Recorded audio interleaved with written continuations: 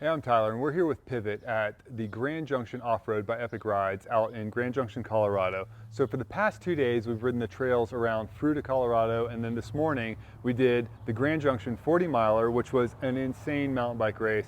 So much fun, so much single track, so hard. But we're doing it all aboard the brand new Mach 4 SL. So we're going to talk about what's changed on this frame compared to the old 429 SL and why this name has changed. And also how they dropped a lot of weight. This thing is 300 grams lighter than the prior model. And then the geometry, because that changed too. And then I'll tell you a little bit about how it rode on the trails out here in Colorado. So let's start with weight.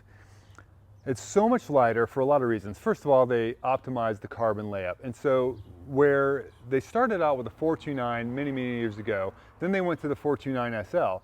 What they did with that one though was use the same molds as the 429. They just optimized the carbon layup as much as they could to drop a little bit of weight. With this one, they started from scratch to drop more weight because this is their World Cup race bike, barring the hardtail, which some people still use. But if you wanted a full suspension race bike at the World Cup level, you needed the lightest possible thing you could get.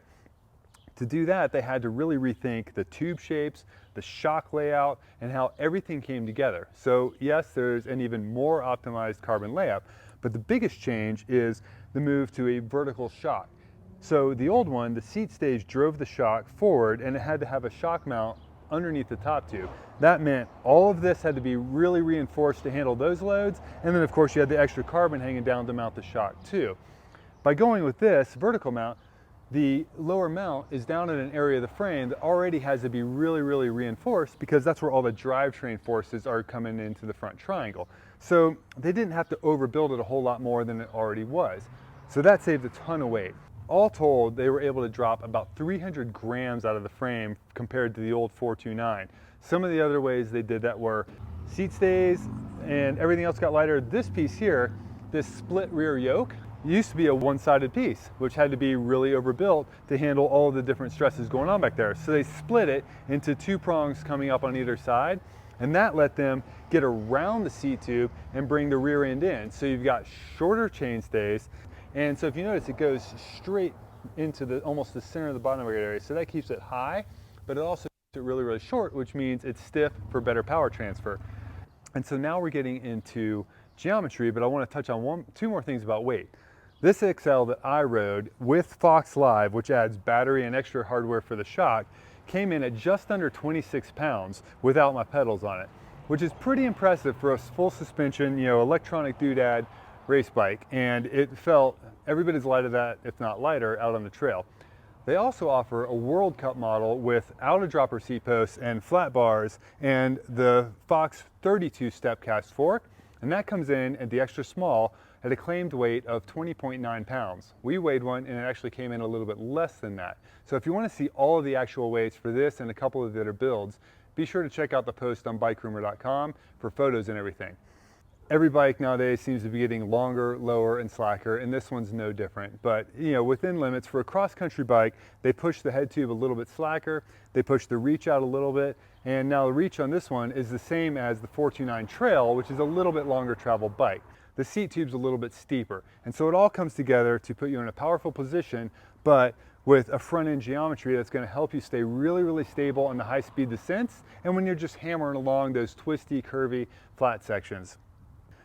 It's all paired with a 44mm offset fork, and what that does is, so even though the head angle got a little slacker, the trail got a little longer to keep that front tire back a little bit more, and that helps you keep your weight over the front tire for better traction. So you kind of get the best compromise between everything. Slacker front end for better stability at speed and going downhill, and the tire coming back just a little bit so you can keep your weight on it when you got to really corner hard. So one more thing about the geometry.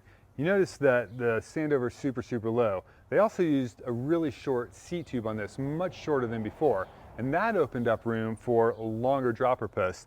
So on this XL, you can see you can get that pretty low. There's a lot of drop there, which is great for when you're descending.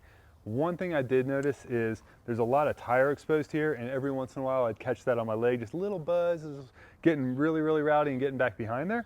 But overall it was not a problem, and this bike handled great on the descents. Okay, now about this suspension. This is the first bike they've done in quite a few years that uses a vertical shock placement. And there's a few reasons for that. First of all, like I mentioned, it let them save a little bit of weight, but more importantly, it gave them a lot of ways, better ways to tune the leverage ratio and the suspension curves. So the old model drove it off the seat stay, and they've really gone away from that. So even on some of the models that looks like it's a continuous line, there's a rocker in there that's driving the shock. With this one, the rocker simply rotates down to drive the shock downward. Now, besides saving weight and giving them more control over the suspension's performance, that opened up a lot of room here. And if you notice too, this one's got beautifully straight lines, which I think is a huge improvement over the prior Mach 4 429s. On the XL, you actually get 5 water bottle mount points. So you could run 2 water bottle cages in here with medium-sized bottles, or you could stuff some whatever you want down in there with little pouches or other add-ons, and then run one really big bottle. What's really cool is even on the extra small, you can get a full size, like a 24 to 26 ounce water bottle in there on the extra small on a full suspension bike, which is pretty novel. So over the past 3 days, we really had a chance to put this bike through its paces.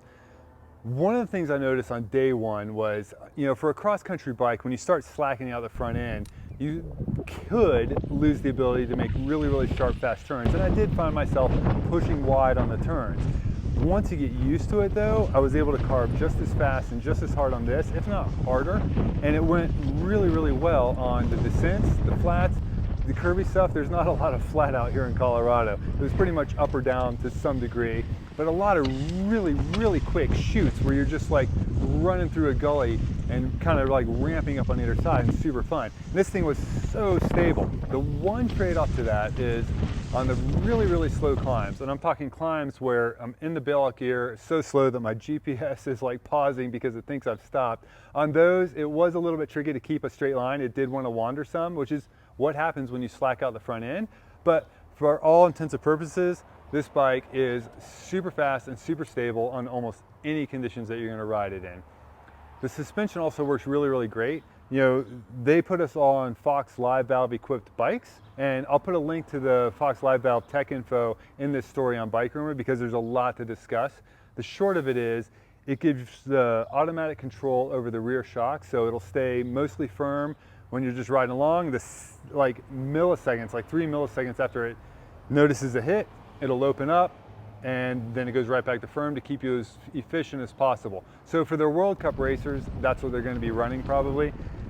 For everybody else, it's about a $1,900 upgrade to go with Fox Live, which they say if you're waffling between carbon wheel upgrade or Fox Live Valve, if you're a full-on racer, go with Fox Live Valve. If you're everybody else, I would say maybe even my personal preference as usually a non-racer, I might go for the carbon wheels. Both are about the same price for an upgrade, but you got options, you don't have to do it. So it's 100 millimeters of travel in the rear, and every build for this bike, except for one, and that's the World Cup model, will be coming with a 120 mil travel Fox 34 step caster fork. So this whole 120 mil fork idea on cross-country bikes kind of started about 3 years ago. Everybody was taking their 100 millimeter bikes and all of a sudden putting a 120 fork on it because people wanted, the consumers, you riders like you and me, we were all asking for a more capable bike. The shops loved it because they were selling more bikes. And I used to think it was kind of stupid because these bikes were all designed around 100 millimeter fork. It's a cross-country race bike, right? Well, after 3 days of riding out here and then doing a monster 40-mile race, I'm totally sold on this. And the great thing about the step catch is it's so light, it never felt like I was lugging around a big heavy trail fork. It was just a fast bike that was way more comfortable and way more capable than throwing a 100 on there. So if you do want a 100, you can always add one. The geometry is based on a 120, so they actually did build this bike around the 120 front fork, but they say you can easily run a 100, it's not going to mess things up, and in fact, that's probably what some of their top level racers will still be using.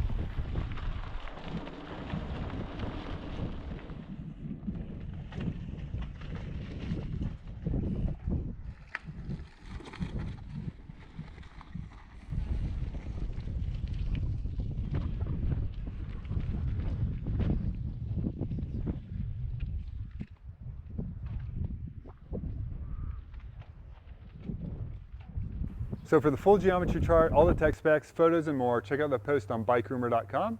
And if you like this video, hit like and subscribe, and thanks for watching.